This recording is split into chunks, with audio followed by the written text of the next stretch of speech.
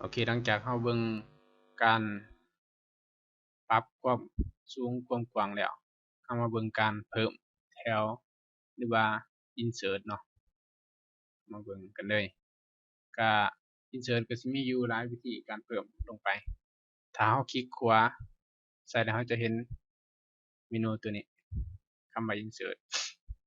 แล้วเราสามารถกด insert แล้วมันจะมีเมนูอยู่4อัน10 ข้อราวก็คือเพิ่มอีกตารางหนึ่งโดย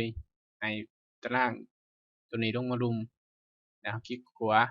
insert เบิ่งอีก10ข้อไรก็คือเพิ่มอีกตารางหนึ่งโดยให้ตารางตัวนี้ยับออกมาข้างเบิ่งขวาอันนี้เป็นการเพิ่ม insert แล้วมี insert โดตัวนี้เป็นการเพิ่มแถวอาจจะได้อยู่แถวขึ้นมาแถวหนึ่งinsert คอลัมน์ก็คือมาข้างนี้เพิ่มขึ้นมาอีกอันนึงเห็นบ่อันนี้คือเป็นการเพิ่มแถวเพิ่มคอลัมน์แล้วมันสิมี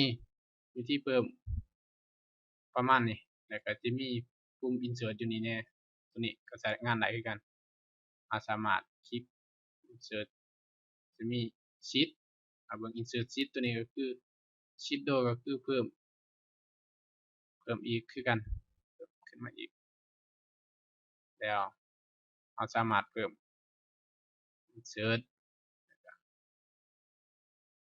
insert sheet column คือเพิ่มออกมาอีกอันนึง insert sheet ตัวนี้เพิ่ม sheet อันนี้ sheet นี่สมมุติว่าเราอยู่ sheet รายชื่อนักเรียนแล้วเราสามารถ insert sheet ก็สิเพิ่มขึ้นมาอีก sheet ตัวนี้เราก็สามารถตั้งชื่อใหม่ได้เนาะอันนี้เราบ่เอารูปจิ้มอันนี้คือเป็นการเพิ่มข้อมูลเพิ่ม insert เพิ่มตารางเพิ่มแล้วเราสิมีเวลากดเพิ่มน่ะมันจะเพิ่มขึ้นมาให้เราอัตโนมัติเช่น insert ปึ๊บแล้วมาเบิ่งมันสิมีเมนูตัวนี้ขึ้นมาเห็นบ่มันจะเพิ่มให้เราเลือกก็สิมีอยู่3อัน1 format ตัวทำอิฐนี้เป็นการจัดรูปแบบให้คือกันกับแถวข้างเทิงตัวทำอิฐเราก็กดเลือกเอามันก็สิ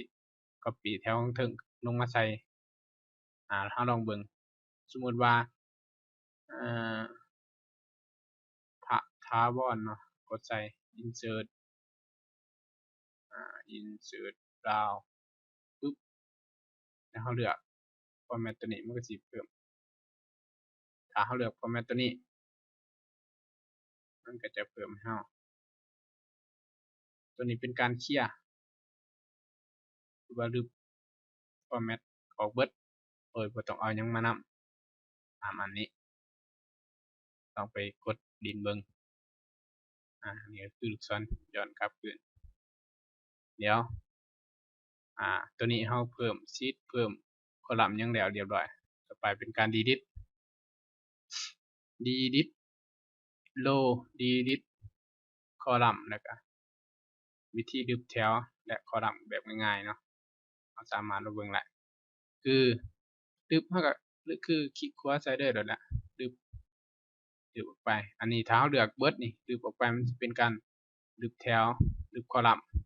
ถ้าเราเลือกตัวนี้คลิกขวาใส่ delete เป็นการลบแถวคลิกขวาซ้าย edit เราบ่มักมันสิลบตัวนี้เราก็คลิกขวาซ้ายแล้วก็ delete up ก็คือลบแล้วก็ให้มันยับขึ้นไปเทิงคืน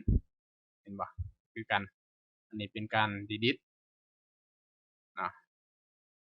ง่ายๆดอกการใช้งานเรายังอยู่ตัวนี้เราลบออกขวา delete ให้มันเป็นตารางคือเก่า delete เราก็ต้องเลือกเพราะว่าเราลบเขาแล้วให้ตัวนี้ยับเข้ามาใน delete 10โอเค แต่ถ้าเราอยากลบพร้อมกันหลายๆตารางเราก็สามารถลบได้โดยการเลือกเบิด2ตารางมันก็สิเป็นการลบแล้วก็ delete ทิ้งเลยdelete มันก็สิยับเข้ามาปึ๊บสิยับเข้ามา นี่คือการ delete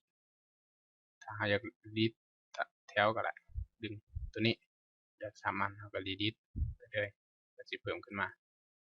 นี่เป็นการ delete เทคนิคการ delete แบบให้เรา delete ได้หลายตารางเลย